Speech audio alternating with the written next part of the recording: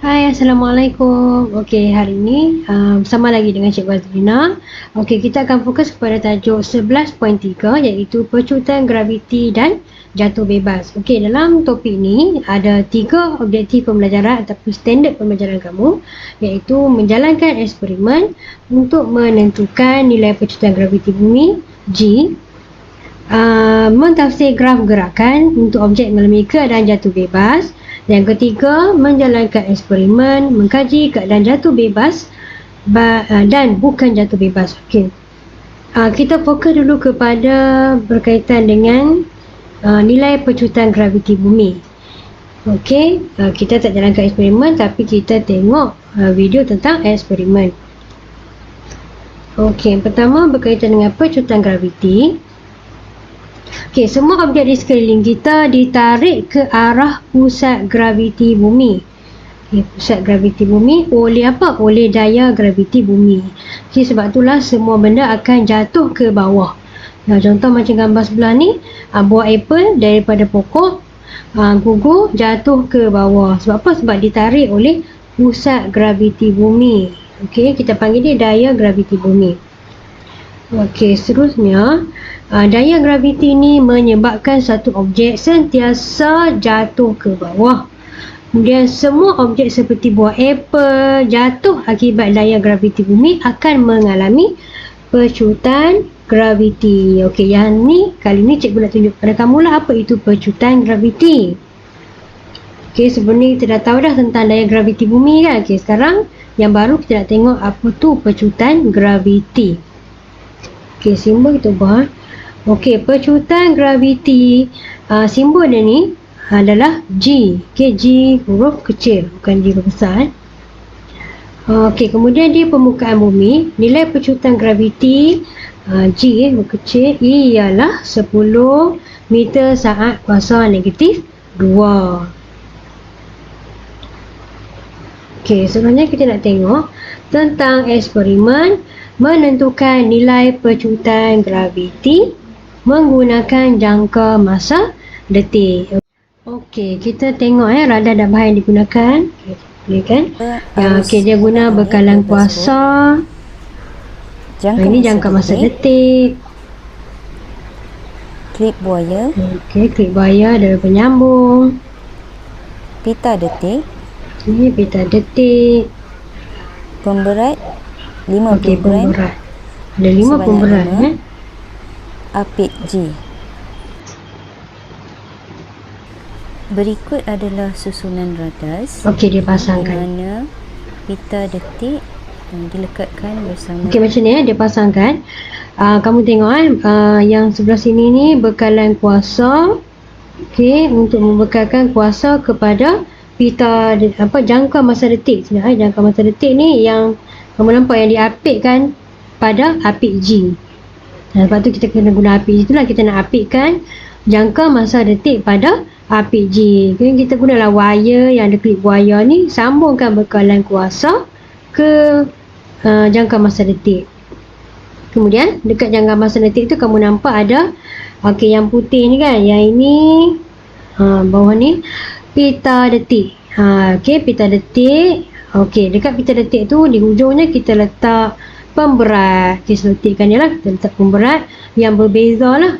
Okey, berbeza sebab kita nak tengok bagaimana pemberat tu mengubah nilai percutan graviti. Adakah dia mengubah ataupun adakah dia sama kan nilai percutan graviti tu. Okey, so macam ni kita teruskan. Okey, sekarang dia nak hidupkan bekalan kuasa.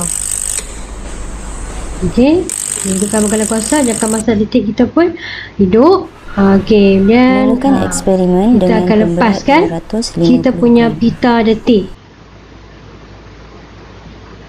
Okey, kemudian bila dah pemberat tu sampai jatuh ke bawah, nampak macam tu kan, pemberat jatuh ke bawah. Okey, dia guna dulu pemberat 200 gram.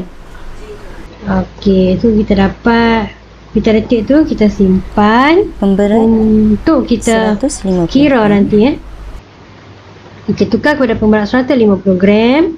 Maksudnya kena tukarlah pita detik yang baru. Pemberat 100 gram. Okey, pita detik yang baru pula untuk pemberat 100 gram. Dan akhir sekali pemberat 50 gram. Okey, pita detik yang baru pula pemberat Berikut adalah 150 gram. dapat- Okey, yang ni tengok ni adalah okey, pita detik yang dipotong ikut pemberat. Okey, macam kita tengok daripada atas ni pemberat 50 gram. Okey. Pita detik tu nampak pendek kan? Sebab untuk memastikan 5 detik dia punya jarak dia tu tak panjang, sebab tu kita dapat pendek lah. Kita nampak ni di sini adalah panjangnya, iaitu panjang pita detik. Okey, yang kedua ni pita detik bagi pemberat 100 gram. Seterusnya bagi pita detik bagi pemberat 150 gram dan pita detik bagi pemberat 200 gram. Dan terakhir pita detik bagi pemberat 250 gram. Okey, semua ni sebenarnya sama untuk 5 detik. 5 detik sama, cuma dia berbeza dia punya panjang. Okey, bagi konsep hal laju awal dengan hal laju akhir, sebenarnya kamu dah kuasai. Sebenarnya kita dah kira untuk eksperimen. Kita buat eksperimen yang dulu kita guna troli untuk mengira hal laju troli, hal laju awal troli, hal laju akhir troli dan pecutan troli. Okey, sama je konsep macam tu daripada pita detik yang kita guna tu. Okey, so daripada sini kita nak kira pecutannya. Kita dah dapat dah hal laju awal dan hal laju akhir. Okey, kemudian kita nak ambil selang masa kan. Selang masa ni N tolak 1 darab dengan 0.02 saat. N tu menunjuk kepada, ditulis di situ bilangan detik. Okey, jadi dia kira lah A sama dengan hal laju akhirnya 1.4 tolak laju awal 0.9. Okey, bahagi 0.08. Bermaksud maksudnya daripada hal laju awal ke hal laju akhir, selang masa dia adalah 0.08 saat. Okey, walaupun sebenarnya tadi kita kira hal laju awal masa dia 0.02 saat kan. Tapi antara hal laju awal ke hal laju akhir, selang masa yang digunakan adalah 0.08 saat. So dia dapat nilai di sini 6.25 meter saat kuasa negatif 2. Okey, kalau kamu tengok itu untuk jisim 50 gram. Dan yang di tengah-tengah ni pula untuk bagi jisim 100 gram, dia dapat bawah sekali nampak A sama dengan 6.25 meter saat negatif 2. Yang 150 gram pun dia dapat sama juga, pecutan tu A sama dengan 6.25 meter saat kuasa negatif 2. Okey, kenapa tak dapat 10 meter saat kuasa negatif 2 kan? Sedangkan tadi dah beritahu kan, nilai pecutan graviti adalah 10 meter saat kuasa negatif 2. Okey, kenapa dapat 6 je kan? 6.25 je. Surat nilai eksperimen dalam buku teks kamu.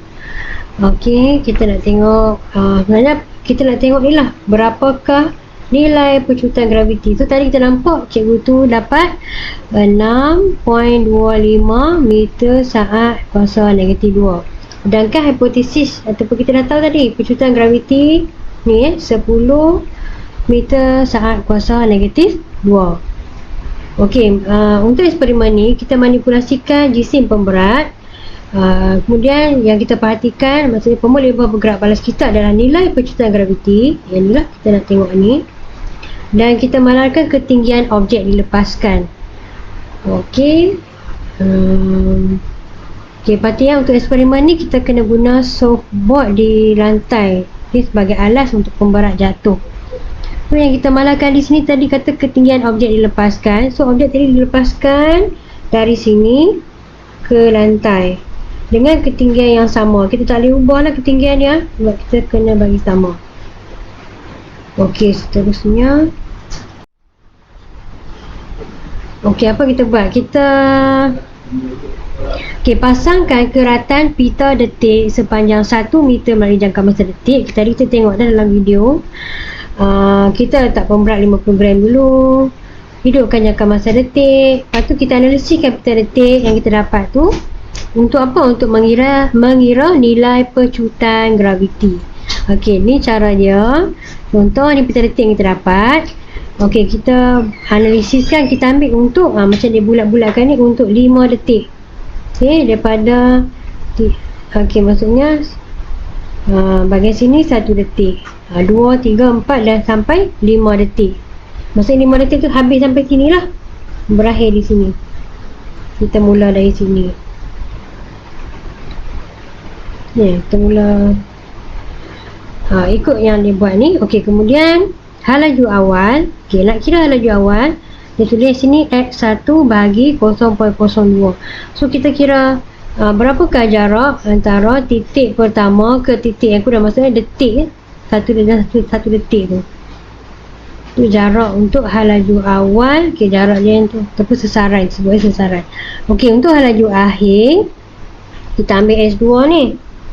Okey, maksudnya antara ni untuk titik yang terakhir. Kan kita ambil ada 5 detik. So untuk detik yang kelima tu kita ambil yang berapa dia punya sesaran antara titik terakhir dengan titik sebelum tu. Ni yang terakhir, ni yang sebelum kan. So berapa jarak dia, kita gambarkan sebagai X2. Bagikan dengan masa untuk 1 detik 0.02 saat. Okey, kita dapat nilai. Okey, selang masa ni lah. Yang ni kalau kita guna 5 detik. Okey, kalau 5 detik ni, sebab kita 5 detik ni, maka 5 darab 0.02 saat. So dapat 0.1. Jadi nak kira pecutan, kita dapat tadi V. Okey, berapa jawapan tadi ni? Kita tolakkan dengan U yang kita dapat ni. Dan kita bagi dengan selang masa dia 0.1. Dia sebenarnya bergantung dengan berapa detik yang kita buat dekat pita detik yang kita analisis tu. Kalau kita guna 10 detik, kita kena 10, kita kira untuk 10 detik lah. Okey, pecutan kita dapat nilai dengan unit dia meter saat kuasa negatif 2. Okey, macam tadilah cikgu tu dapat 6.25 meter saat kuasa negatif 2. Okey, kena kira bagi setiap pemberat yang kita guna lah. Dan kita manipulasikan pemberat nampak. Pemberat 50 gram, 1 gram sampai 250 gram. Okey, tapi kita nampak tadi contoh cikgu tu tunjuk ada 3 pemberat, sama je semua kan, 6.25 meter saat kuasa negatif 2. Okey, so perbincangannya kita teruskan di sini. Okey, bandingkan nilai pecutan graviti bagi kesemua pemberat. Jelaskan jawapan anda. So nampak tadi pemberat ketiga-tiga tu nilai pecutan graviti nampak sama je kan. Okey, so di sini cuba terangkan nilai pecutan graviti bagi kesemua pemberat hampir sama. Pemberat jatuh disebabkan oleh tarikan graviti. Nilai pecutan graviti bagi semua pemberat hampir sama kerana tarikan graviti adalah sama. So tak kira lah pemberat tu dia ringan ataupun dia berat, pecutan dia sama je pecutan graviti dia. Okey, terangkan mengapa pemberat perlu dijatuhkan dari kedudukan yang tinggi. Okey, maksudnya bagi tinggi dia baru jatuh ke bawah. Kenapa tak rendah-rendah je jatuh? Kalau ikut logik lah, kalau rendah sangat, sekejap je masa dia ambil, macam mana kita nak kira dia punya masa dia tu terlalu singkat kan, jadi susah lah kan. Okey, so kat sini untuk memastikan lebih banyak titik terbentuk pada pita detik, maka nilai pecutan graviti G yang lebih G tu diperoleh. Okey, yang ketiga, adakah nilai pecutan graviti yang diperoleh dalam eksperimen di atas sama dengan nilai sebenar G? Tak sama kan, kita dapat 6.25 sedangkan nilai sebenar 10. Okey, so kenapa tak sama? Okey, dia kata di sini nilai pecutan kita peroleh ni hampir sama, hampir je. Tapi dia lebih kecil lah, tak sampai 10 pun dari yang sebenar. Okey, kenapa? Sebab terdapat geseran antara pita detik dan jangka masa detik. So pita detik tu bergeser dengan jangka masa detik. Jadi dah berkurang lah. Satu lagi, ada faktor rintangan udara. Jadi udara, kalau keadaan maksudnya tak ada udara, patutnya dia barulah nilai kita dapat 10. Macam mana tak ada udara tu? Vacuum, maksudnya dalam keadaan vacuum. Okey, hipotesis diterima dan kesimpulan kita, nilai pecutan graviti tidak bergantung kepada berat objek yang jatuh. Dia sama kan, kalau berat 50 gram, nilai pecutan graviti sama dengan objek yang 150 gram. Okey, takat tu dulu untuk pecutan graviti. Okey, tengok video cikgu sebenarnya pula tentang jatuh bebas. Okey.